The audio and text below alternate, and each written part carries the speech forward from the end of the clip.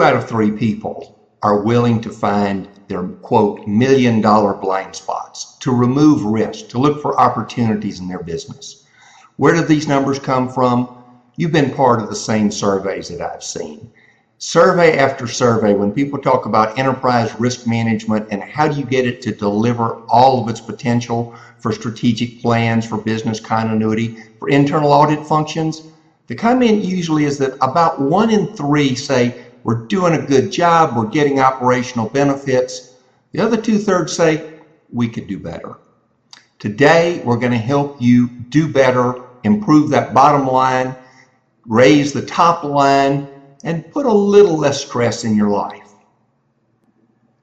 Today's session, we're going to cover several points. The first one is going to be later a story. How in this world did someone decide that they loved enterprise risk management and helping companies grow? The next one is going to be a survey of these major million-dollar blind spots, issues that you'd like to know about the inexpensive way.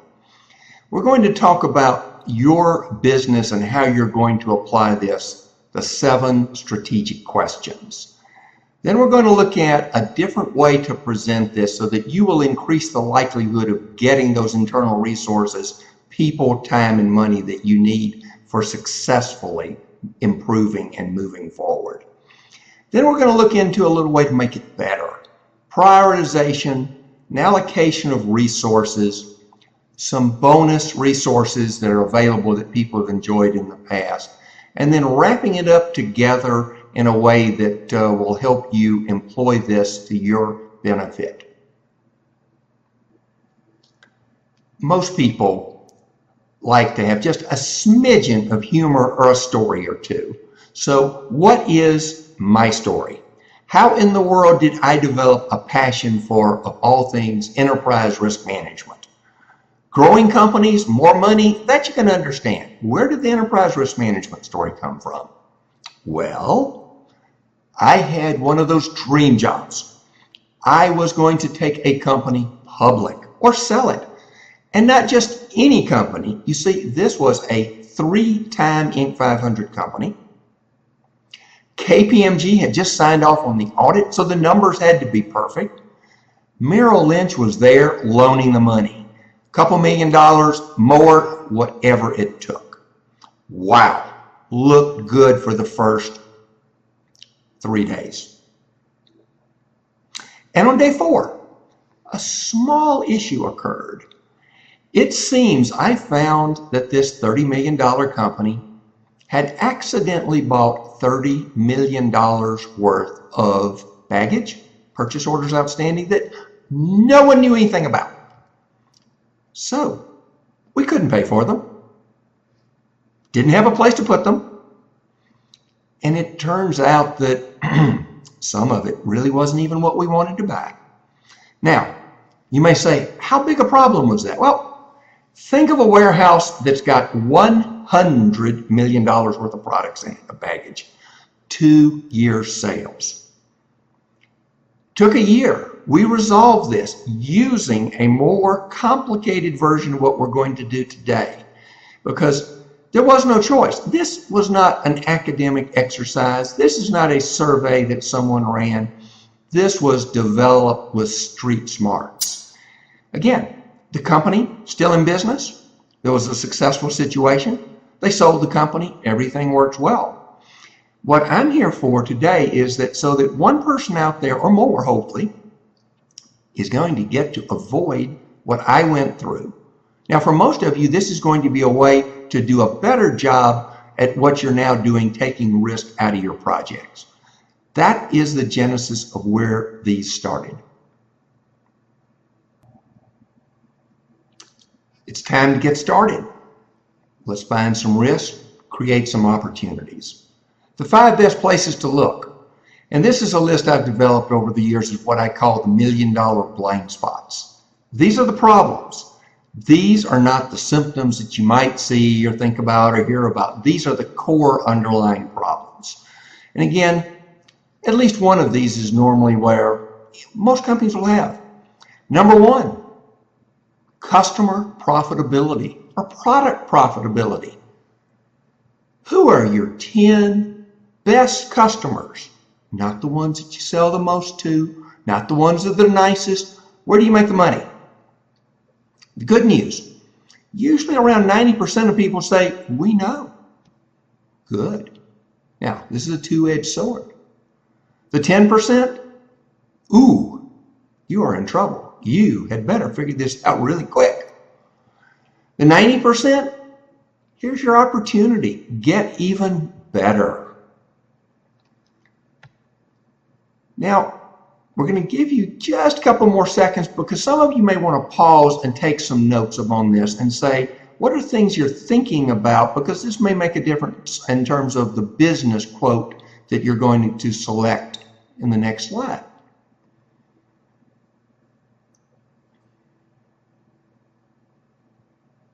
Issue 2, we're going to move to the balance sheet. It made a lot of sense once upon a time to capitalize something.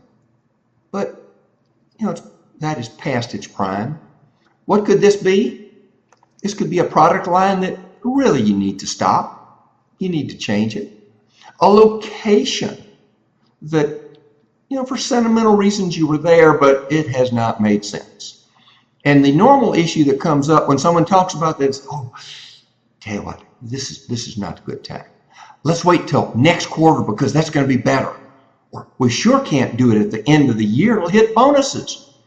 Whatever the story, kicking the can down the road, I think is going to be something, that concept in most countries. The time to solve these issues is now. So what can you take some notes on? Again, pause this for a second and just take a note or two.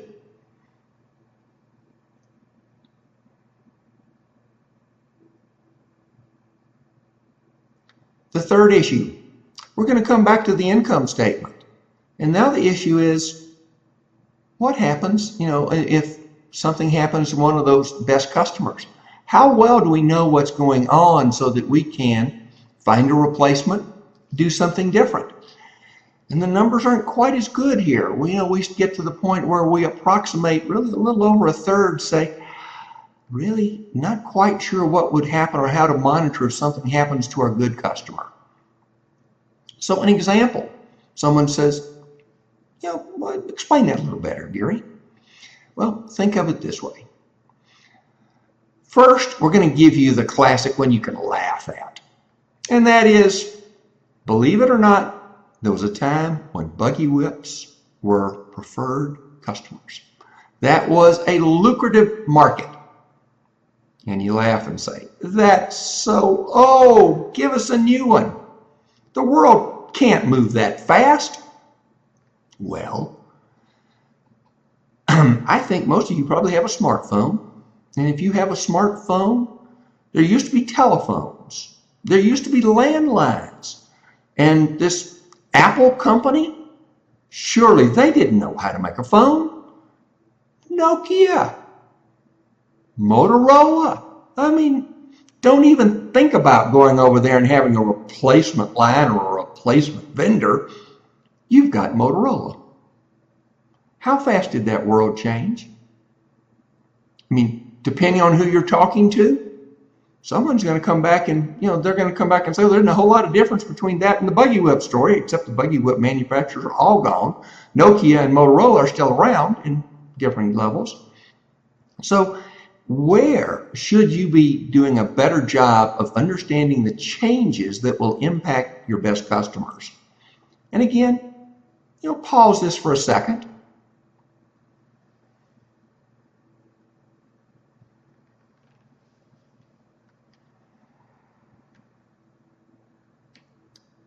The fourth issue, let's call this opportunity cost.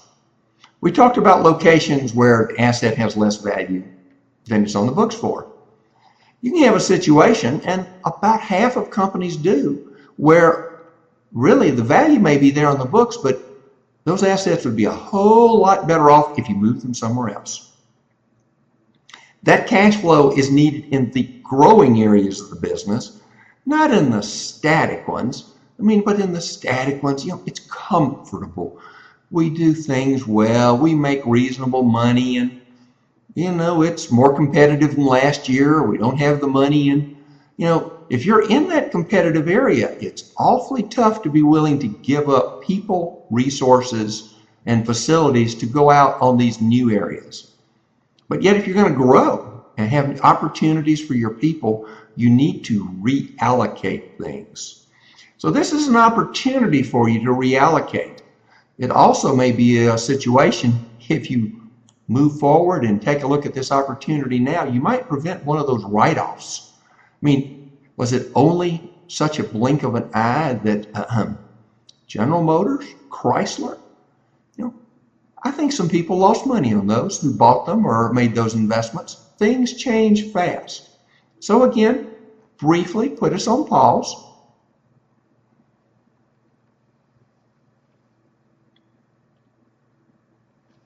Number 5, let's call this puffery. Those statements that are, they're a little exaggeration, or more, or a whole lot more. Someone says, why does that matter? People always exaggerate. At what point is exaggeration a problem? Let's start with people. In the U.S., there have been lots of surveys where you have people that claim to have a PhD that they don't, claim to have a degree from a school that they didn't graduate from. How often does this happen? 30, 40, 50%, depends on the surveys. And you say, wow. But then why should you care? Well, what if that person becomes your boss, your peer, or they work for you? And that was just to get ended up. Surely they wouldn't stretch the truth. Surely they wouldn't misrepresent things to vendors, customers, side letters. Oh, sure, of course you can return these things. That's not a problem until it's a problem. Revenue recognition, etc. The bankers, the lenders, ethics, doing the wrong thing, getting the company in trouble. Well, at what point does it become easier to stretch the truth the next time? At what point can you not depend upon someone? I'll have that ready by Thursday. Well, think of it this way. The phrase in the U.S., and there's probably something comparable, which is get the right people on the bus. Another one is get the right people in the right seats on the bus. How do you know those people are going to do something to your culture or change it? Are they the right people? Are they in the right spot? How do you know if they stretched a few things for you to guess? So whatever the reason, you come back and think, at least the accounting department is there to keep everything straight. Surely nothing would happen in any area that relates to accounting. Cash collections, things like that, there have been studies now and surveys, they talk about, let's help out a little. Why don't we create a few fictitious payments so the receivables look like they're more current than they are? Unfortunately, the issue on these is a risk. Now, internal auditors will look for that. Business continuity, how do you know what plan to do if you don't have the right facts? Strategic plan, you want everybody moving forward on the strategic plan, not playing silly games. So anyway, pause after this final question before the next slide.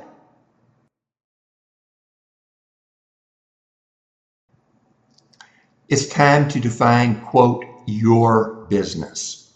And again, if several of you watching this together, or whatever the situation, your business is going to be different for almost everyone who's watching this. For some people, it's going to be the major business that you're part of. It could be a department. I've had people do this and say it's a major project underway, it's an initiative, it's creating a strategic plan. It's a very operational oriented review of a major project. Whatever you see as the business that you want to remove risk from or create opportunities for, when we pause this, write down, jot down enough notes of what your business is before we move forward and get things together to put some money in your pocket or to grow that top line. For the business that you've defined, the first question is simple. What are 3 issues that just beg to be addressed? A timeline you're not going to be able to hit. A budget you're not going to be able to meet. And again, the way this is going to work on each of these, I'm going to talk briefly for an overview. It's geared for you to pause and write notes enough that you'll understand this. So not more than 3, that's way too many. And you can't just say, well, 1, we don't have any problems. You've got to have 3. And trust me on this system, there's something magic about doing this one and the way we're going to work through this, because until you have somewhat of a universe, you don't know and have enough information to pick from the best. So again, 3 issues. You're far enough in your year that you should know by now you've got a concern. The advantage is if you have time, you can solve things. Remember the story I gave? We talked about I had time. Those inventory orders hadn't shown up yet. If they had, couldn't have solved it at all. The benefit of time is if you address these things in time, you can solve them before the issue becomes worse. You've got time to change resources for those opportunities. So put me on pause. 3, can't do more, can't do less.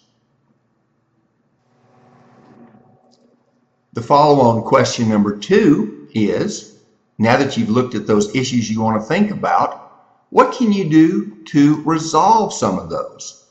Similar logic, you need to come up with 3 ideas, 3 notes that you're going to do. You can pause this. Some of you may want to go ahead and just take the notes as you go and keep going there. But what can you do? Because the thing about a risk is when you're in an industry that's got a bottom line from anywhere from 1 to 4%, when you lose $1 on that bottom line that my mentor used to talk about, it takes a lot at the top. So, 4% margin at the bottom, you lose $1 there, it takes 25 at the top. So anyway, some of you are going to pause and some of you are going to write down 3 issues. More than that, too much. Not enough of 3, try it again. Question 3, you're going to move to the longer term aspects of looking at this and look for opportunities. What are 3 issues again that you look at it and you say, there's an opportunity that's here, but we don't have the resources in the right places. Remember I gave the example of the opportunity cost and how often I see that? Oh, and why this is so crucial is business really has to have some new products with high margins, because over time competition catches up with you. So knowing what you know now, either from what you've seen or what you know about the original budget that was put together, projections for that, where is something going to go astray unless you raise your hand and say, we need to move some resources around? Again, some of you will pause, some of you can make just the notes, but the key is 3 issues for, quote, your business, and I'm going to give you a silence for a second for those who do want to pause briefly. Question 4, how can you best pursue these opportunities? The issue here is on these things, whether there may be a risk on doing this one. Do you need to change the business model? Is something not working? Is something out there that needs to be pursued that just hasn't been? I mean, again, it's going to be 3 issues. I'm going to talk for those who want to have around 2 minutes to work on this versus those who want to pause. When I've helped early stage companies or high growth companies, it's very seldom that the strategic plan you start with is what you stay with. I mean, to some extent, you have to go out, look around, make a few mistakes, fail cheap and fail fast. The strategic plan is crucial for some of you. That's your specialty, and you've got to balance this for your users, because when I think about this one, there's probably been a few times where everybody had it perfect, but I can't think of very many situations where day one you knew what it was going to be, the strategic plan you developed was there, you had the right mix of resources, time, money, people. More often than not, even when you're pretty close on the business plan, you've got to come back and change resources because no one ever gets enough money, people, or time. Again, 3 notes of items that you want to pursue with the formula that we're going to show you. Question 5. Let's move back to the risk arena. And again, we're going to stay long term. What are 3 issues that are long-term risk that you need to think about? And I'll give a suggestion. I went to England for almost 3 years. I was the worldwide pilot to help a group of people re-engineer their supply chain, move forward into new J.D. Edwards software. What was the situation? What had happened? Well, over time on these things, their products had changed. And so they had gone from a situation where their IBM Mapix type solution was great for process flow inventory. But then all of a sudden it's strange. Customers want new things. Competition comes in. And the next thing you know, someone that had been a situation that had been process oriented now was looking at something more akin to job cost. And software systems are very flexible. There's a lot of things they can do, but they can't always see what's going to happen when there's a major change. Moving from process flow to job cost was a huge change. Now, the opportunity was this gave them the opportunity to go in there and make a lot of improvements and plan for the future. So the risk was not understanding well enough the customer profitability. Remember the comment I said, a lot of people didn't know and still don't who their best customers are? Hard to do that if your computer won't work and you have to get the right 8 people in the room. So whatever the issue is, and it's usually going to be people, money, or time, if you raise your hand now and write these notes down, there's nothing like a little time and runway to solve things. And that's what we're giving you today. I'm fixing to pause. Question 6. Those long-term risks, what can you do now? And let's talk about the other one. I'm going to go a little deeper on what I mentioned earlier. In this particular situation, this was H.H. Robertson, UK. They were able to do SEC reports, audits, all these things. That's fine. That was doable. The question was management information. One of their key issues was they didn't understand their product and customer profitability. So the issue they looked at was, how do we do that? And to do that became a big situation because over time, they had not reinvested what they needed to stay current. They hadn't done as much strategic planning as they needed to and said, what's the future going to look like? I mean, the opportunity we're giving you here with this question and this process is, if you sit down and think, whether you're looking at business continuity, strategic plan, the internal audit function with an operational and strategic forecast, is what can you do so that the issue and the risks that have to be addressed are solvable? Again, something addressed in time isn't a huge deal. A problem and a risk that waits until the last minute, think of all of that baggage that was coming from Asia to the US. And just visualize that if we hadn't had the time, if those baggage had been loaded on vessels and had started unloading at the docks, we had a real problem. Remember, we didn't even have a place to put it, nor could we pay for it. What can you do now? 3 issues, 3 notes. If you'll do this, again, I'm going to pause and let you write those for those who want to briefly pause it. And some of you may just say, fine, you're staying up with me. Some of you may not have guessed. Question 7. You looked at the pattern of question, answers, question, answers, question, answers. Number 7 really is, even with all the great planning, strategic planning, business continuity, internal audit, business model plans, sometimes things just happen. There are huge changes in the economy, in politics, that all of a sudden from nowhere cause a major change. So let me talk about that, and then you make some notes as you go. I'm going to use an example that has been around a long time. Renewable energy, clean energy. I give the example when we do this is, how long has there been some version of an electronic car being sold? You know, somebody's going to Google it really quick, but about over 100 years. And the issue on here is, the issue's been here. It's been reincarnated a few times. We've done lean, we've done other issues, but the comment about renewable energy, carbon tax, all the different issues like that, the game's changing.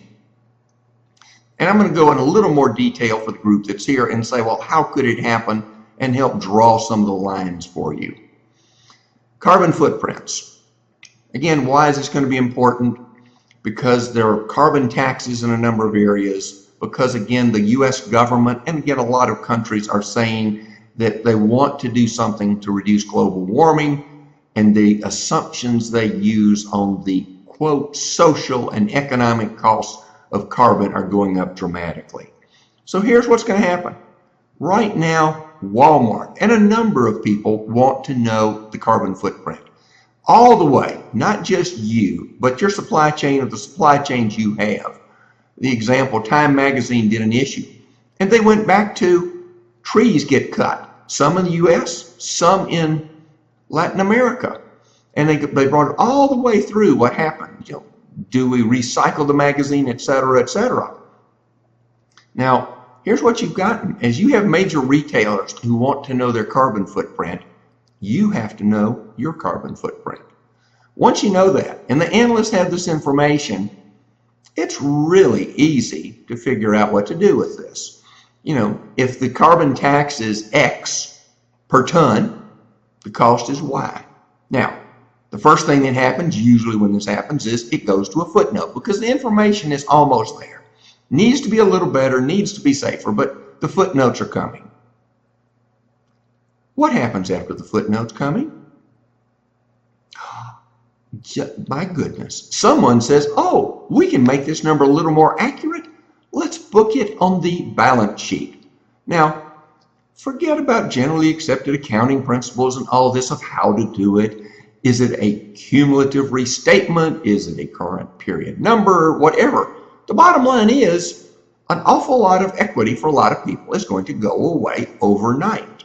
Now, to some extent, that's been reflected. People know which industries are going to be affected by a carbon tax, but they haven't had this degree of accuracy. So to the extent that use clean energy if you want, or a political, economic, or cultural change that's going to impact your business, because if you don't, all the great planning you've done, all the great planning you're doing here, and the way you're looking at it may not work if you don't recognize that black swans occur. But an awful lot of black swans are visible and foreseeable. What is visible and foreseeable, and what should you do about it? And again, I'll pause briefly. Now it's time to start moving to getting some payback, some benefit, some ROI from these. You've had a number of really good thoughts. And what I'm going to ask everyone to do is no pausing. You've got a minute, and the slide's going to tell you is, what are the 3 issues that resonate most? Is it an opportunity? Is it a risk? Just circle the notes. Nothing fancy, because if you spend too much time, really I think on these things that it's too easy not to implement this. And again, in this short time, what makes it so effective is we prioritize. You're going to pick something, and then we're going to show you how to improve the top line, improve the bottom line.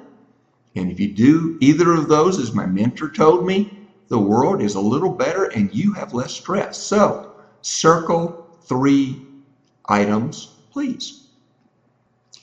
No one should be surprised by the next slide. You knew it was coming. You pick 3. Again, I'm going to talk for a minute. And again, please do not pause. Pick one of the 3. You've done the work of saying, here's 3 issues. One of those has to be just a little better, just a little easier to do, just a little more beneficial.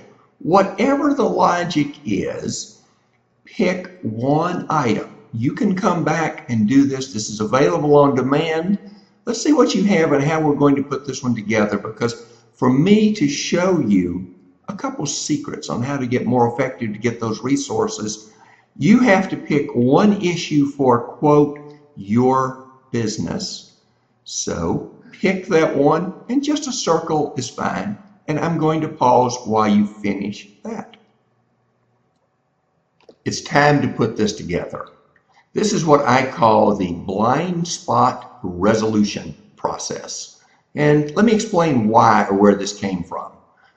The basic is that language changes as you move up the ladder in responsibility. Think of how your language has changed from when you started your professional career. Now, is it likely to think that the people above you that you report to, that their language may be different than yours? The language is going to be more numbers, more of a logic of return on investment, capital expenditure logic. Hence, what I've developed now is a short memo on why the long memo is needed. The purpose is this will be a one-page memo at the most. These 8 items are key, 1 sentence, 2 at the most. Because again, if you don't convincingly cover all these key points, they're not going to look at the long version. The object is, let's get more approvals for you. Let's help you write up this proposal on the blind spot, risk to remove, opportunity to attain. And I'm going to stop briefly along the way, because some of you are going to want to listen. Some of you are going to write fast and furious, and some of you will want to put me on pause. So let's get started. The first point, what is this item that you're concerned about? That should be simple. In 1 sentence. Now remember, think about that. I'll pause for a few seconds for those who want to pause.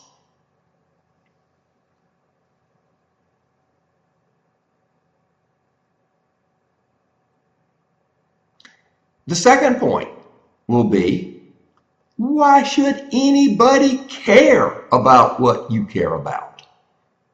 I mean, that's the basics of this.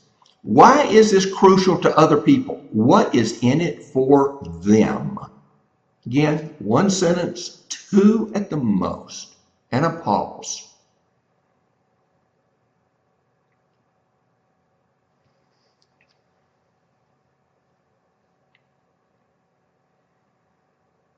The next point, what's the first thing you need to do?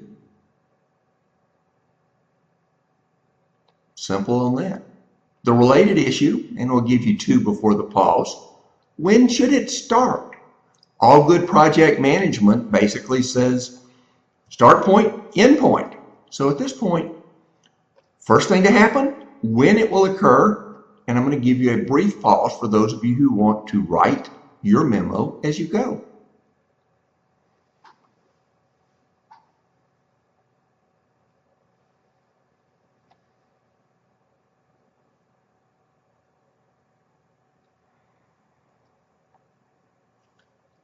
The next point, whose help you need?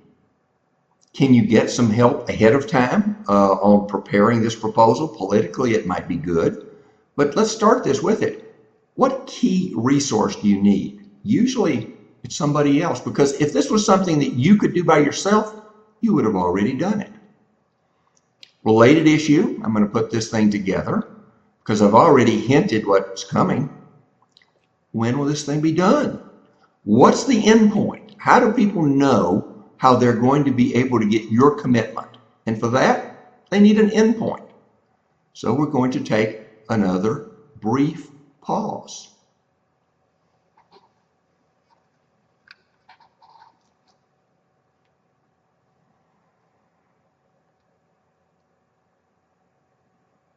Now we're moving into the money. Describe, what's it going to look like when you finish this? Will production costs lower? Will there be a higher quality product? Will you reduce a risk? If someone had to paint a picture of what's going to happen, what is the benefit that they're going to be able to see or hear in their mind when they read your memo? This can get tough. So, a brief pause.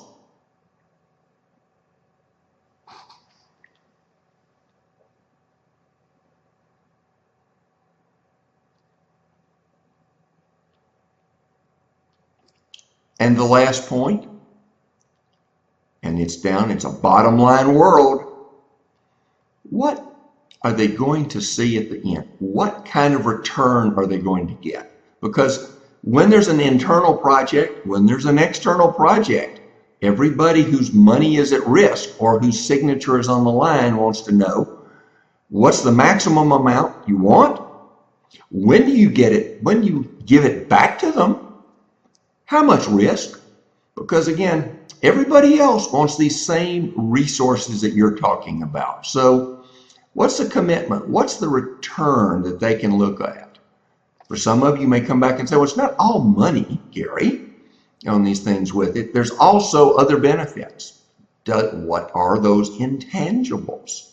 And again, the more you can list as items, the more value you provide or demonstrate, the more likely that your dollars are going to be obtained, or your currency. Now, rather than a pause, I'm going to talk a little about the other one, because some people may be looking at this and saying, Gary, why in the world, you have those 8 questions, I get pretty close, I can present it orally. Ooh, bad idea. When you describe something to someone else and they hear part of it, and then they describe it to their boss or peer, something gets lost in the translation. This needs to be in writing, and it needs to be a summary. Now, if you miss one, you say, what's the big thing, Gary? I always used to do this. I probably got 5 or 6. I even got 7 of them sometimes. Well, I would think that, at 5 of the 8, you probably didn't get those approved very often. At 6, maybe, if this was something that they really wanted. At 7, they might have said, could you rework, could you answer one question? Because if you answer all 8, you've covered the basics. That's why I talk about this as the short memo on why the long memo is needed. So doing this as step 1 is going to increase the likelihood that you'll get the resources you need. This is the point at which someone is thinking, Gary, that's nice. Can you do a little more? Can you help us make it even better? So here's what we're going to do. The next chart is going to describe really the idea of resources versus the emotions. And you're going to do this from the perspective of the person really who's going to read this memo, and the person, their peer or their boss, who's going to read it. So let's explain the quadrants. There's always a situation where, on a scale of 1 to 10, how much money is around? A little to a lot. The other axis is going to be, where are you emotionally? Where is the company in terms of taking a risk or moving forward? Are they hunkered down, the 1, or are they saying, let's expand, the 10? If you intersect this, you're going to get 4 quadrants. Now, the typical situation, if you go up into the upper right, is going to be the issue that says, lots of money and we want to grow. That is wonderful if you're there. And I trust that everybody has been there or will be there a few times. In the money, you're going to be more likely to get that. Now, it's not quite as good if you move down. So if you move down below it, you come back and you say, we want to grow. We just don't have any money. We don't have any resources. It's like, well, okay. Now, the situation there, depending on where you are, can be do more with less. Ooh, not much fun to be there. Now the next quadrant is the worst. And why do I say that? Because you have no money and everybody wants to hunker down for another day. You have to really make a good case if you're in that situation where limited money, really conservative, pessimistic outlook, brutal. Now, it gets a little better in the next quadrant. You're in a quadrant there, which is you have the money.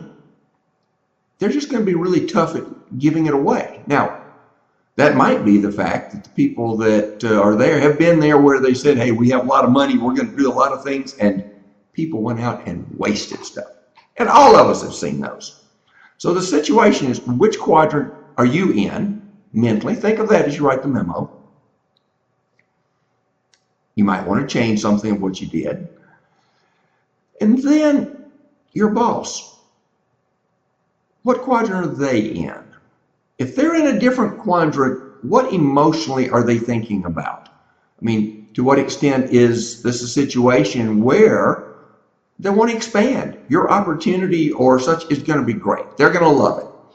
Are you in an industry in this year where they say now's the time to reduce those risks?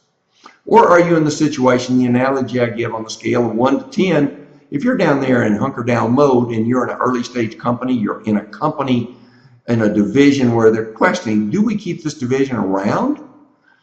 You had better have quite a memo. So anyway, we're going to, in just a moment, we're going to finish this slide. Some of you are going to want to pause here before we go to the next slide and rewrite some of your memo, because you get one more quadrant. One more thing I'm going to show you a different slide in talking about what more can you do. Let's increase your likelihood of success a little more. And here's what we're going to do.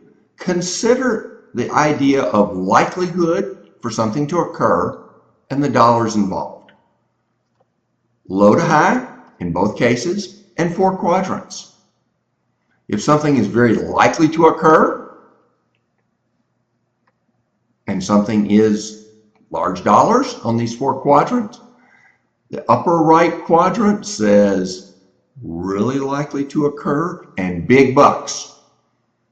Probably just a question of prioritizing, because companies need to do that. If your project is there, your success looks good, and consider that.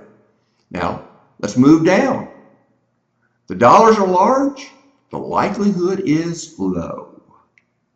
Well, we're going to think about it a little longer, because again, we may not have to. Scarce resources, we probably don't have enough dollars or money to do it for everyone. And it's the strangest thing in most consultant charts. The left lower quadrant says, money is small, likelihood is low. I think that's called life. The last quadrant, a little better. I mean, this is a quadrant now where the dollars are low and the likelihood is high. People are going to need to sample that, audit it. You're going to have to monitor that and take a look at these, because something could happen where you need to look at these. Now, how do you use this mental approach? Because here's what you're saying. You're looking at how your project stacks up if it was the only project.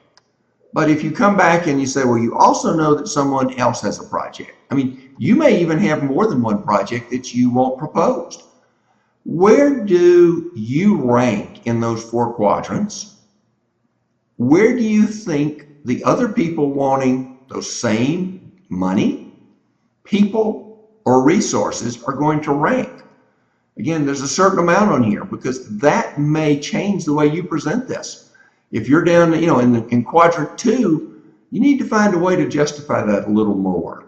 Can you go back and add some more intangibles? Are there some benefits that you may not be able to put $1 to, but you really need to do? Is it health? Is it safety? Is it ethics? What can you add to put even more value to move yourself closer to quadrant 1? And this is the point at which you rewrite your memo.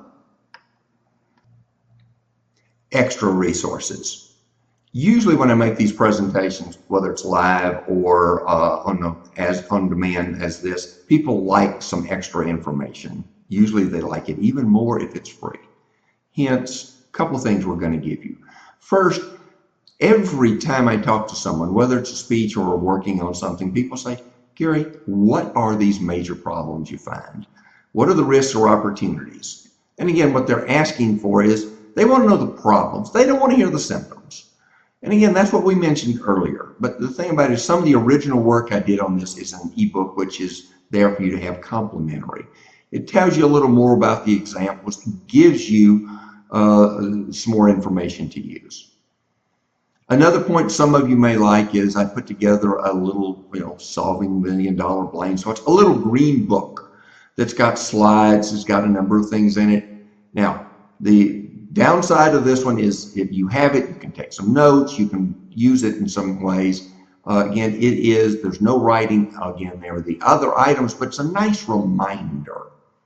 And the last is just a link to the book. I mean, I've mentioned the idea of $1 million blind spots, 2020 vision for financial growth, because some people say, Gary, you talk sort of fast when you did those 8 points in the CapEx memo, and then those other 2 slides you had.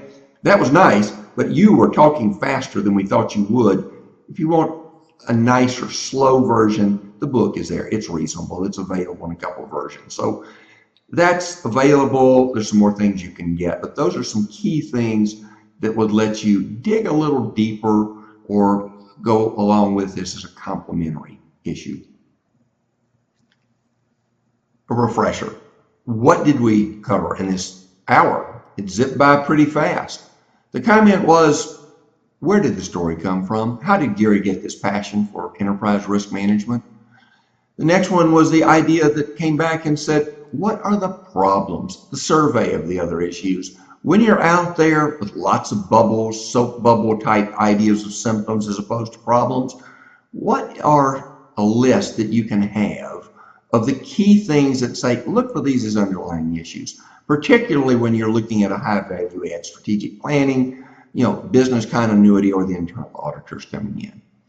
Then we looked at the idea that says your business, because it's going to be unique each time you go through this process. Those 7 questions, very strategic, very honed. And then a completely different way to look at how to present what you found to increase the likelihood that your project gets funded with the time, money, and resources you need this time. And 2 other items. What's the mindset of the person who's going to read this and their boss or peer?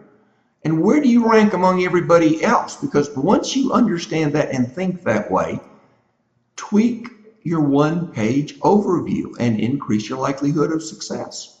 And again, we gave you a couple extra resource things that are available we talked about here along the way. So that's the issues that, to summarize, look forward to you listening to it again. Thank you. And for those who like one more story or can really absorb this a little better if we gave you a visual representation. And I'm going to do something that's going to be an American version, but it's going to fit to every country. Think of this as in the US, you go out to California. You are out there, you arrive, you're on your way to a meeting tonight on these things where you're going to plan for a big presentation tomorrow. You start to drive a little and you look out off to the side and it is a beautiful day. Waves are crashing on the rocks below. It's just scenic and picturesque. And then you look down low and say, uh-oh, need to drive a little faster, might not get there in time, and it starts to rain a little. Problems show up in your life. A vendor says, we're going to be a little delayed. The things that we told you you'd have tomorrow, it's now going to be 2 weeks. And you think, oh, okay. And you look a little more and you look out there and next thing you know, it's getting a little darker and clouds are rolling in. And this is about the point at which someone says, those orders we gave you, we don't think we want them anymore. We don't need them. I know you'll be able to solve this with no inconvenience. More problems show up.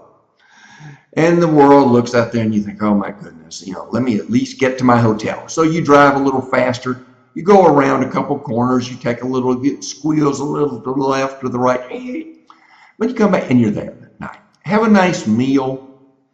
The next morning, you get ready, clear day, beautiful day. You're out there and you look out and you say, oh my goodness, off to the side, it's a long, long way down there. I got it farther in the mountains. How fast were you driving yesterday? Faster than you wanted to. And you looked around there and they say, once or twice when I tried to make those corners, we squealed a little roar higher than I like. Now, some of the people who've been overseas, some of our foreign listeners are thinking, what do you mean? Listen, go to other countries. Go to Italy. Everyone drives faster. They drive on the other side of the road. And that little bitty guardrail you had back in California, you don't have it in Italy. That is your and my life. The key is find a strategic way to look at everything and say, what are the problems? How do I prioritize them? What are problems that may be a risk that you can do something about? And, at what point is there an opportunity in this issue, or where is someone else's problem your opportunity? Because that is our life.